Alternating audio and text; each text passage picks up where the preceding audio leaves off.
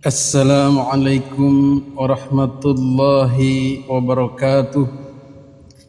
Alhamdulillah wa syukrulillah wassalatu wassalamu ala rasulillah Muhammadin ibn Abdillah wa man tabi'ahu wa mawalah, amma ba'du.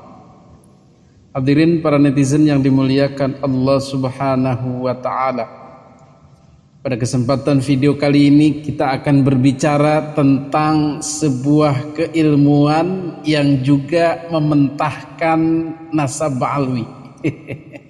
Ada lagi setelah sebelumnya keilmuan filologi mementahkan Ba'alwi, artinya tidak mampu menolong nasab Ba'alwi, tidak mampu menemukan jejak-jejak manuskrip Ba'alwi tersambung kepada Nabi, maka ilmu filologi pun menolak.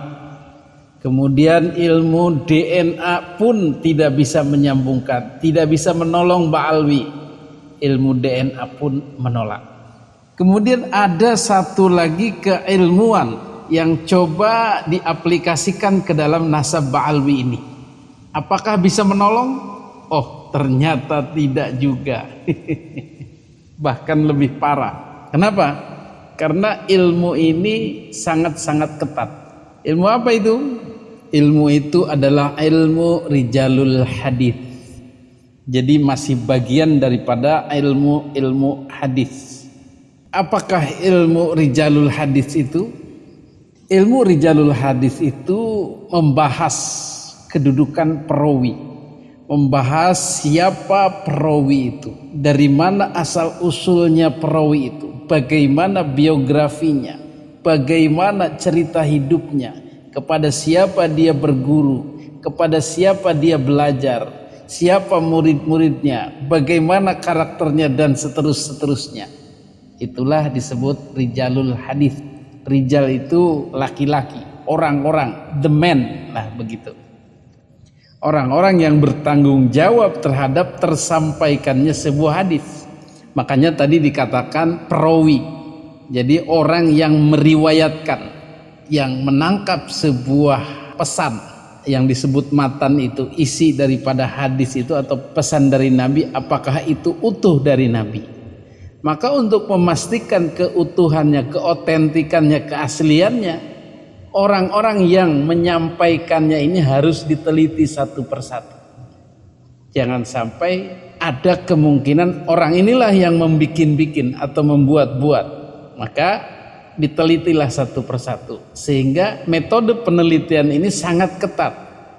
Rijal-rijal atau the man yang diteliti ini haruslah orang-orang yang capable, yang terpercaya, yang amanah, dan bisa mempertanggungjawabkan pesan ini betul-betul dari Nabi atau bukan. Apakah dia ada menambah-nambahi atau tidak, apakah dia ada berubah-ubah atau tidak. Jadi ketika si rijal atau the man, orang-orang yang menyampaikannya ini diteliti, kemudian ada sesuatu yang meragukan, maka hadis itu bisa ditolak periwayatannya dari mereka-mereka itu. Jadi semuanya digali, namanya, kunyahnya, lakobnya, nasab-nasabnya, guru-gurunya, belajarnya, sifat-sifatnya, wataknya, dan lain sebagainya. Jadi perawi-perawi itu, rawi atau jamaknya ruwah, itu ada penelitiannya tersendiri. Maka disebut ada ilmu tarikhur ruwah. Jadi membahas biografi atau sejarah para perawi-perawi hadis. Kemudian juga ada ilmu jahru wa ta'dil. Setelah mereka itu ada historis, keberadaannya diakui masyarakat, keilmuannya diakui masyarakat, karakternya yaitu yang terpuji diakui masyarakat, maka kemudian lewat ilmu jahru wa ta'dil ini ingin dipastikan apakah orang ini layak menyampaikan hadis, apakah dia ini akan amanah, adil dalam menyampaikan hadis. Jadi dua kriteria yang ketat ini akan menyaring hadis-hadis yang palsu, hadis-hadis yang meragukan, hadis-hadis yang karangan orang, karena di dalamnya sudah di scanning lah begitu, dilitsus orangnya itu. dimulai dari kelahirannya tahun berapa, hari apa, tanggal berapa, wafatnya hari apa, tanggal berapa, di mana, siapa guru-gurunya, belajar kemana, kemudian dia mendengar hadis dari siapa saja, kemudian pergi kemana saja, negara-negara yang dia kunjungi, dia tinggali, tempat kediamannya di mana, merantaunya kemana, meninggalnya di mana, dan lain sebagainya. Itu ilmu tarikhur ruwah. Hadirin yang dimuliakan Allah Subhanahu wa taala, jadi metode penelusuran hadis antara riwayat yang satu ke riwayat yang lain, orang ini menceritakan kepada orang yang lain, itu ditelusuri dengan sangat ketat, sehingga terciptalah sebuah hadis yang sahih, sebuah hadis yang hasan. Maka di antara hasil yang ketat itu ada Sahih Bukhari Muslim. Jadi Syekh Bukhari dan Muslim inilah yang menerapkan ilmu rijalul hadis dengan sangat ketat.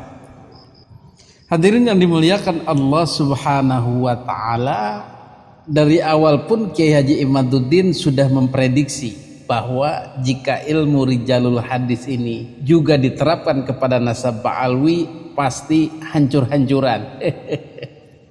Pasti tidak nyambung, pasti akan ditolak ketersambungan nasabnya ini. Tapi biarkan seorang kiai ahli ilmu rijalul hadis ini membuktikannya sendiri, yaitu beliau Kiai Haji Alwi. Yang ingin disampaikan yang pertama harus terangkan dulu bahwa ilmu rijalul hadis adalah sebuah ilmu yang menceritakan sosok atau seorang yang dianggap membawa berita di masa lalu dan sampai saat dia hidup. Jadi yang disorot adalah rijalnya, langsung orangnya, ya, iya, orang penuturnya gitu ya. Iya, penuturnya. Jadi dalam kaidah kan dikatakan bahwa kullu syai'in yahtaju ila ilmin, laisa ilmu yahtaju ila syai'in. Segala sesuatu butuh ilmu, bukan ilmu yang butuh sesuatu. Wa kullu ilmin yahtaju ila rawi, laisa rawiyu yahtaju ila ilmin. Segala ilmu butuh perawi, bukan perawi yang butuh ilmu. Karena bagaimana mungkin perawi bisa menyampaikan sesuatu kalau ilmunya tidak ada? Oke. Ini jadi kaidah yang sangat logis. Lalu sekarang, karena perawi inilah sebuah pembawa berita, dia adalah orang yang membawa berita dari masa lalu sampai masa dia hidup. Dalam kajian ilmu rijalul hadis, kita akan tanya, orangnya ada nggak? Kalau ada, oke, siapa namanya? Ibu bapaknya siapa? Kalau punya riwayat pendidikan, pernah nyantri di mana? Oh gitu. Gurunya siapa? Guru Qurannya siapa? Guru hadisnya siapa? Guru sastranya siapa? Guru fikihnya siapa? Terus kajinya kalau di pesantren apa? Kemudian sekarang nama gurunya siapa? Itu kajian ilmu rijalul hadis. Itu nggak terlalu ketat, Pak? Memang sangat ketat. Oh, memang sangat ketat. Untuk menjaga apa ya? Menjaga sebuah jalur ini agar betul-betul mendekati keakuratan. Jadi ilmu rijalul hadis hanya akan menerima seseorang itu ada atau tidak kalau biografinya jelas ada, termasuk juga pangkat keilmuannya, begitu? Betul. Oh. Apalagi kalau bicara keilmuan, seperti tadi sudah diterangkan oleh Kiai Imaduddin bahwa yang namanya Ahmad Al-Muhajir itu kan diglorifikasi sebagai seorang ulama, muhaddis, seorang mustahid. Kan nggak mungkin sekarang mustahid kalau nggak nyantri dulu, Pak Guru. Iya. Iya, mau tiba-tiba jadi mustahid kan mustahil. Oleh karena itu kita tanya, waktu dulu sekarang ngajinya sama siapa? Ada nggak datanya? Nggak ada. Beliau tinggal di Basra. Kemudian beliau katanya sebagai lahir dari orang bangsawan. Kemudian dalam bangsawan ini kan sudah terbiasa mereka selalu mencatat yang namanya silsilah kebangsawanan mereka. Betul. Dan kebiasaan betul. Jadi sangat mustahil apabila sekarang dikatakan sebagai seorang bangsawan, keluarga ini tidak punya sekarang silsilah yang hidup pada zamannya. Kan ini hidupnya abad 3 atau abad 4. Di mana waktu itu ya sangat-sangat berkembang ilmu pengetahuan di kota Baghdad, Basra, Kufah dalam dinasti Abbasiyah. Kemudian beliau juga dari kecil katanya kan gitu. ngajinya kan banyak bener nih, berbagai disiplin ilmu pengetahuan, tafsir Quran, ilmu hadis, fikih, ilmu sastra, balaghah, macam-macam. Yang menarik, dari kitab-kitab sekarang yang hidup abad 3 dan 4, misalnya dari mulai kitab tafsir At-Tabari, kemudian Tarikh At-Tabari, kemudian kitab Sahih Ibnu Uzaimah, kemudian dalam kitab Ibnu Mandah, Al-Iman Ibnu Mandah, kemudian dalam kitab sekarang As-Sahih As-Saghir, Al-Kabir, kemudian As-Sunnah Ad-Darqutni.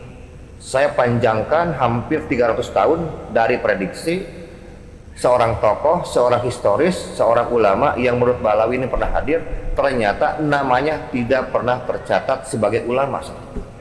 Jadi saya pertegas nih. Jadi Bapak menyebut bahwa leluhurnya Ba'alawi yang bernama siapa tadi? Ahmad Al-Muhajir, ya, itu ternyata yang diklaim sebagai seorang ulama besar yang seharusnya memiliki catatan tertulis, seharusnya memiliki biografi dan diakui oleh orang-orang, ternyata selama 300 tahun tidak pernah ada riwayatnya. Iya, nyantri aja nggak pernah. Nggak, tapi orangnya ada? Tidak ada. Oh, orangnya juga tidak ada, tidak diketahui. Kalau orangnya ada harus ada datanya. Kan kita bicara ilmu rijalul hadis. Ada nggak orang? Oh iya. Jadi keberadaan seseorang itu harus dicatat sebagai buktinya dulu ada atau tidak, baru kita akui orangnya ada atau tidak, begitu ya? Iya. Nah, ini buktinya sama sekali tidak ada. Tidak ada. Sama sekali tidak ada. Nihil yang namanya jadi kepangkatan yang disematkan pada Ahmad Al-Muhajir itu memang betul-betul tidak ada. Jangankan mustahid, santri aja nggak tahu kok. Nyantrinya di mana, gurunya siapa, nggak ada. Ini klaim ini tuh betulan Pak, bahwa Ahmad Al-Muhajir tidak pernah tercatat berguru pada siapa. Betul. Dan murid-muridnya siapa? Tidak pernah. Tidak pernah. Tapi catatan internal dari Ba'alawi itu ada mungkin Pak? Ya katanya, mereka katanya bahwa Ahmad Al-Muhajir pernah buat musnad, kumpulan-kumpulan, berarti kumpulan-kumpulan perawi. Musnad ya? Iya, namanya kumpulan-kumpulan perawi yang disatukan dalam sebuah kitab, namanya musnad, isnad, sanad. Kalau sanad kan berarti mata rantai berhubungan dengan perawi. Kita tanya, perawinya mana? Kitabnya mana kalau begitu? Ada nggak? Nggak ada lagi. Coba nanti kitabnya mana, nanti dicek. Oh iya, silahkan. Saya juga nanti insya Allah. Nggak bakalan ada itu mah. Oh gitu, yakin? Nggak bakalan ada. Oh yakin lah tuh, yakin. Kita sudah periksa itu dari 11.400 jalur periwayatan dari 50 kitab, insya Allah. Itu betul-betul tidak. Berapa Pak? Berapa? Punten. 11.400 jalur periwayatan dari 50 kitab. Itu tidak ada satupun. Tidak ada. Jadi rijal atau the man, orang-orang yang akan diteliti oleh Kiai Haji Alwi ini ingin dipastikan apakah orang itu real. Apakah dia berketurunan si A ke si B ke si C ke si D dan seterusnya itu. Apakah orangnya itu ada? Kalau dalam hadis namanya perawi, kalau dalam nasab ya orang yang mengakunya itu. Si A berketurunan si B berketurunan si C berketurunan si D, ini semua diteliti satu persatu sebagaimana meneliti perawi-perawi hadis. Artinya apa? Akan di scanning, akan dilitsus, akan diteliti ulang. Kapan lahirnya, di mana besarnya, di mana belajarnya, di mana bergurunya, siapa gurunya, merantau kemana saja, kemudian anaknya siapa saja, kemudian wafatnya di mana, tahun berapa, dan seterusnya. Setiap orang itu diteliti satu persatu. Nah, setelah melalui tahap penelitian orang per orang, semua personil, semua orang yang ada dalam silsilah nasab itu diteliti lewat rijalul hadis, maka ditemukan fakta bahwa banyak diantaranya yang tidak ada datanya, tidak diketahui keberadaannya, tidak diketahui lahirnya kapan, tidak diketahui apakah dia merantau, tidak diketahui apakah dia berguru, tidak diketahui gurunya, tidak diketahui karya-karyanya, tidak diketahui murid-muridnya. Ya kacau ini, kosong, tetap kosong, terutama di masa-masa Imam Ahmad Al-Muhajir, kemudian Ubaidillah, kemudian Faqih Muqaddam, kemudian siapa itu Shahib Mirbat dan seterusnya. Semua dicek secara personal, riwayat-riwayat kehidupannya, biografinya lah begitu. Ternyata apa yang disampaikan Ba'alwi dalam kitab-kitabnya, dalam ceramah-ceramahnya, dalam pemaparan-pemaparannya, publikasi-publikasinya, baik berupa video atau audio atau tulisan, itu setelah diteliti oleh Kiai Haji Alwi, oleh ilmu rijalul hadis, tidak bisa dibuktikan. Tidak ada data. Tidak ada data Imam Ahmad Al-Muhajir, biografinya itu secara jelas. Apakah beliau itu hijrah atau tidak, bergurunya ke siapa, siapa murid-muridnya, karyanya apa, kemudian pindah ke Ubaidillah pun tidak ditemukan data yang diinginkan dalam ilmu rijalul hadis, yaitu terkumpulnya informasi-informasi kelahirannya, dibesarkan oleh siapa, bergurunya ke siapa, kemudian merantau kemana saja, kemudian mempunyai keturunan siapa saja, kemudian apa karya-karyanya, bagaimana sejarah-sejarah menulis tentangnya, itu kebanyakan kosong, melompong. Begitu juga Faqih Muqaddam, begitu juga Sohib Mirbat dan lain-lain. Yang kesemuanya cerita-cerita Ba'alwi ini jika dicocokkan dengan ilmu rijalul hadis tidak nyambung, alias tidak ada buktinya, hanya omon-omon saja. Kata Pak Prabowo, omon-omon saja gampang. Mengarang Faqih Muqaddam itu mujahid mutlak, lebih hebat dari Syekh Abdul Qadir Al-Jailani. Beliau ulama besar, murid-muridnya banyak, murid-muridnya juga ulama-ulama besar. Itu retorikanya. Begitu diteliti oleh ilmu rijalul hadis, dibedah itu orang, ternyata tidak ada data. Tidak ada data kelahirannya, dibesarkan di mana, berguru ke siapa, siapa murid-muridnya, apa karya-karya besarnya, bagaimana sejarah mencatat orang itu, kosong, tidak ada data. Maka dari awal pun banyak yang menyatakan bahwa Faqih Muqaddam misalnya adalah sosok ahistoris. Tidak ada keterangan pernah ada atau pernah terkenal, pernah maujud, pernah hidup di muka bumi lah begitu. Ahistoris, tidak ada dikenal sejarah. Walaupun hidup mungkin ada, tapi tidak sehebat yang didoktrinkan kepada orang-orang kita, muslimin pribumi, tentang kehebatannya itu. Berarti kan ini dabrus semua ini, ngarang semua ini. Buktinya setelah diteliti oleh ilmu rijalul hadis, kosong, tidak ada datanya. Begitulah kira-kira apa yang disampaikan oleh Kiai Haji Alwi, pakar ilmu rijalul hadis, yang menemukan kenyataan bahwa nasab Ba'alwi pun ketika diteliti menggunakan pendekatan ilmu hadis juga gagal, malah lebih parah. Terus piye jal? Aku kudu piye, jare Bahar Smith, jare Hanif, aku kudu piye? Ya ora piye-piye, pasrah ae. Pasrah saja mas, dah sekarang menjadi manusia biasa aja, itu lebih baik bagi kalian. Hadanallahu wa iyyakum ajmain. Wassalamualaikum warahmatullahi wabarakatuh.